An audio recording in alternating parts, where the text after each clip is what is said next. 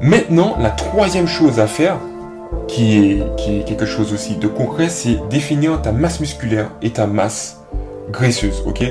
Bien évidemment, ça c'est plus si tu es un sportif, tu le fais, donc moi je vais te le dire parce que ça a aussi son importance, mais même toi, si tu n'es même pas sportif, tu peux aussi définir quel est l'objectif que je veux comme masse graisse, de masse graisseuse, et quel est l'objectif que je souhaite obtenir pour ma masse musculaire, ok?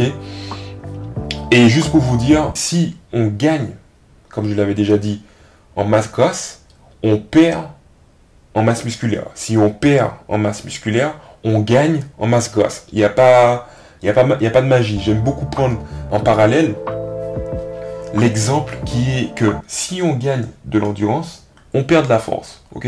Si on perd de la force, on gagne de l'endurance. Il n'y a pas photo, il n'y a pas de magie, ok?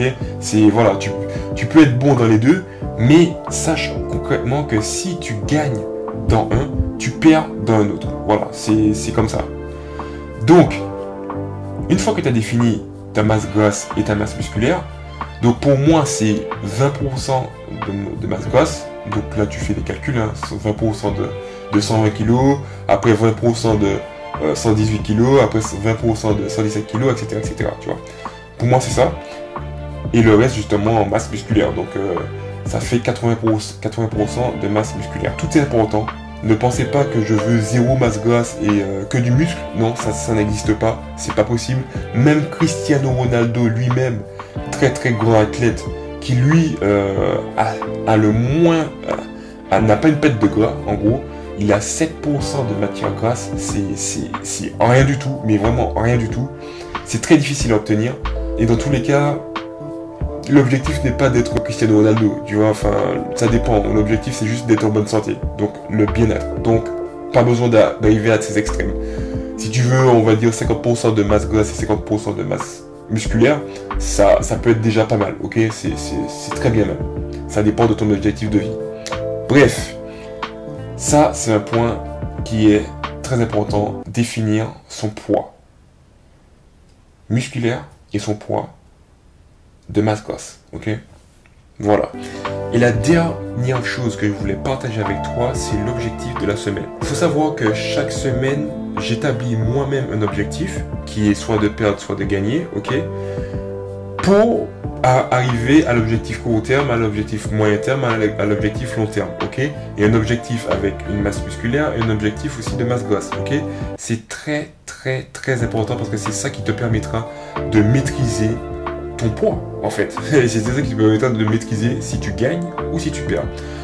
Dans tous les cas, ne t'en fais pas, ne pense pas juste que j'ai balancé ça avec toutes ces informations très précieuses, parce que c'est ça qui te permettra concrètement de gagner ou de perdre, et de te laisser dans la nature, parce que si tu t'abonnes à ma chaîne, eh bien, chaque fin de semaine, comme aujourd'hui, je ferai des vidéos où je vais te montrer mon évolution, et tu pourras me mettre ces commentaires ton évolution, parce que c'est surtout aussi ta santé, ton bien-être qui est aussi important, et on évoluera ensemble pour maîtriser notre poids du corps.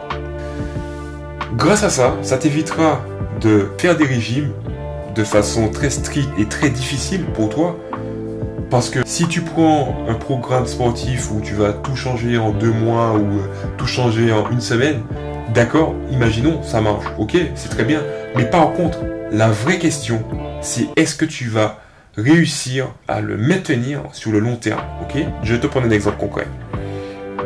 J'étais avec mon entraîneur, et donc ça remonte quand j'étais à Martinique, et je faisais mes maximales, ok? Donc j'essayais de voir combien je peux lever grand maximum, ok?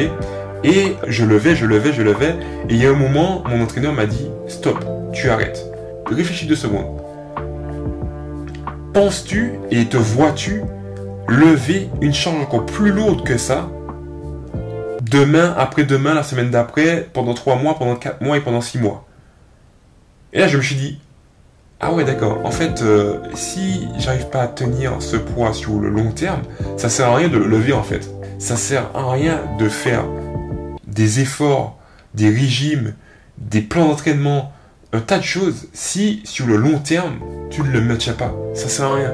Parce que certes, tu auras des résultats, ok, mais comme j'aime dire, 3 mois de travail n'effacent pas tes 20 ans de chocolat mangé, ok?